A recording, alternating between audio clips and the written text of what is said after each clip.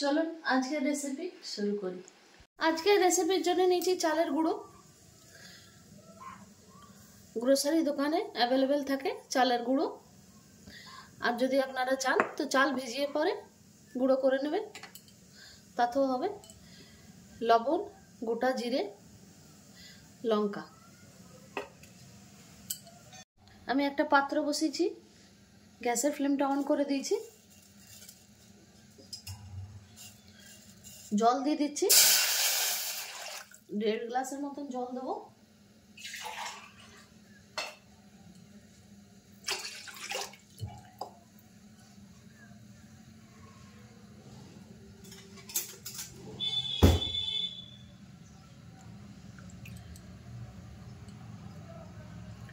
লবণ, গোটা জিরে আর লঙ্কাটা আমি দিয়ে দিচ্ছি।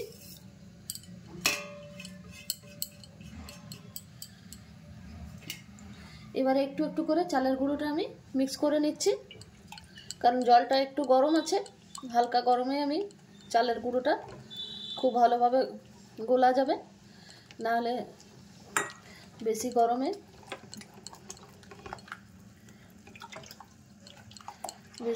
দিলে দলা পাকিয়ে যাবে। তার জন্য আমি একটু গরমেই গুলে নিলাম খুব ভালো করে। অবিরত নাড়াচাড়া করতে হবে, নাহলে তলাটা পুড়ে যাওয়ার চান্স থাকে।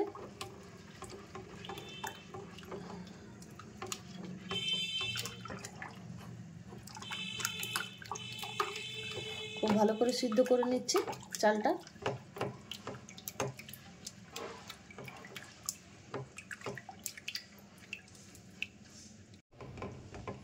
গ্যাসের ফ্লেমটা মিডিয়ামে রাখবেন, খুব একটা বাড়াবেন না, নাহলে তলাটা পুরোপুরি জ্বলে যাবে।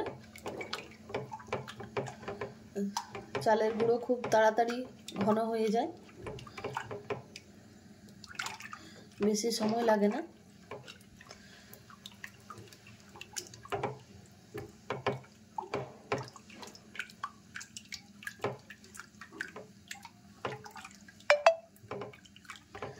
এতে আর কিছু মিক্স করার দরকার নেই।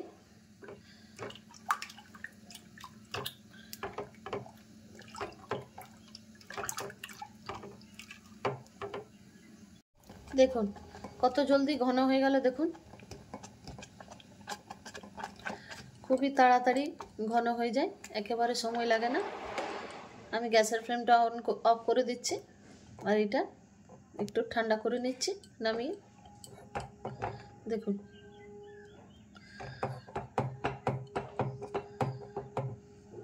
আমি একটা থালা নিয়েছি, আপনারা চাইলে প্লাস্টিকও এটা ব্যবহার করতে পারেন। আমি একটু সরষের তেল দিয়ে দিচ্ছি। সরষের তেলটা খুব ভালোভাবে এইভাবে আমি থালাটার উপরে বুলিয়ে নিচ্ছি।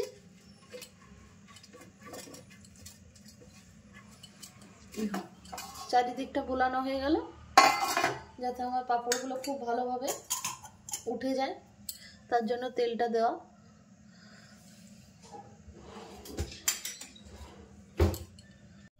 পাঁপড়গুলো দিয়ে দিচ্ছি এইভাবে পাতলা পাতলা করে।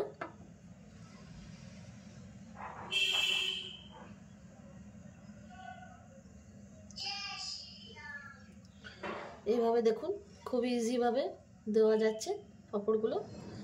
আপনারা মোটা পাতলা যেভাবে দিতে চান সেইভাবেই দেবেন। পাঁপড় তো পাতলা পাতলাই হয়।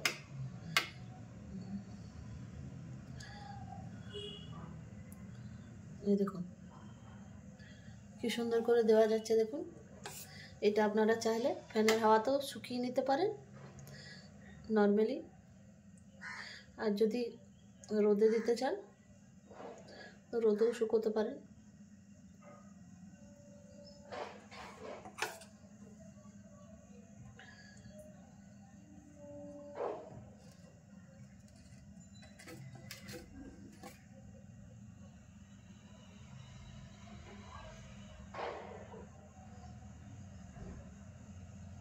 দেখুন এইভাবে আমি সবটা বানিয়ে নিচ্ছি। এই দেখুন, এবারে আপনি এগুলো প্লাস্টিকেও দিতে পারেন, প্লাস্টিকেও খুব ভালোভাবে উঠানো যাবে শুকিয়ে গেলে। আর থালাও ব্যবহার করতে পারেন। এইভাবে সব পাঁপড়গুলো আমি রেডি করে নিচ্ছি। দেখুন থালার মধ্যেও দিয়েছি আর প্লাস্টিকের মধ্যেও দিয়েছি, আপনাদের যেরকম সুবিধা হবে সেরকমভাবে আপনারা পাঁপড়গুলো বানিয়ে নেবেন। দেখুন পাঁপড়গুলো একেবারে শুকিয়ে গেছে, এবার আমি তেলে ফ্রাই করে নিচ্ছি। একটা পাত্র বসিয়েছি, তেল দিয়ে দিয়েছি সাদা তেল। সাদা তেলে আজকে আমি পাঁপড়গুলো ভেজে নিচ্ছি। খুবই টেস্টি হয় এই চালের পাঁপড়, একবার অবশ্যই বাড়িতে ট্রাই করে দেখবেন, একদম দোকানের মতনই লাগবে টেস্ট।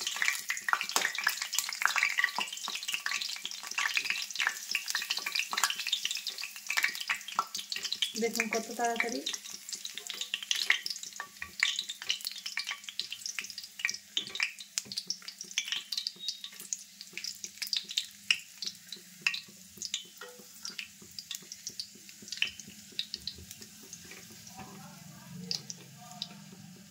তুলে নিচ্ছি এবারে।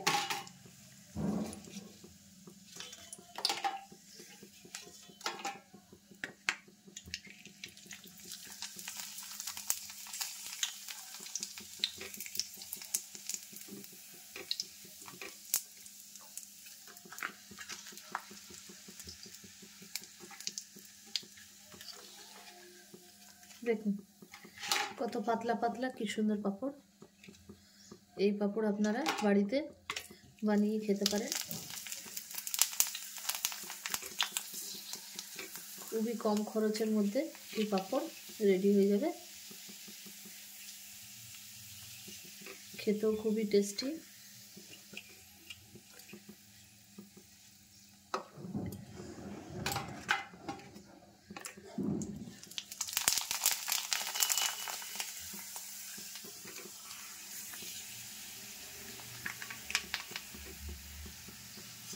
এইভাবে সবগুলো আমি ফ্রাই করে নিচ্ছি।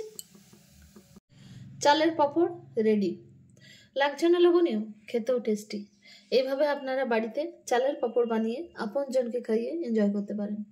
খুবই টেস্টি হয় এই চালের পাঁপড়, খুবই চটজলদি তৈরি করে নিতে পারেন, খালি শুকোবার দেরি, মেহনত একবারই লাগে না, খুবই কম খরচে এই পাঁপড়টা রেডি হয়ে যায়। আমার এই রেসিপিটা যদি একবার ট্রাই করে দেখবেন। আমার এই রেসিপিটা যদি আপনাদের ভালো লেগে থাকে আমার চ্যানেলকে অবশ্যই সাবস্ক্রাইব করবেন। কেমন লেগেছে রেসিপিটা কমেন্টে অবশ্যই জানাবেন। আবার নতুন রেসিপি নিয়ে হাজির হব। ধন্যবাদ।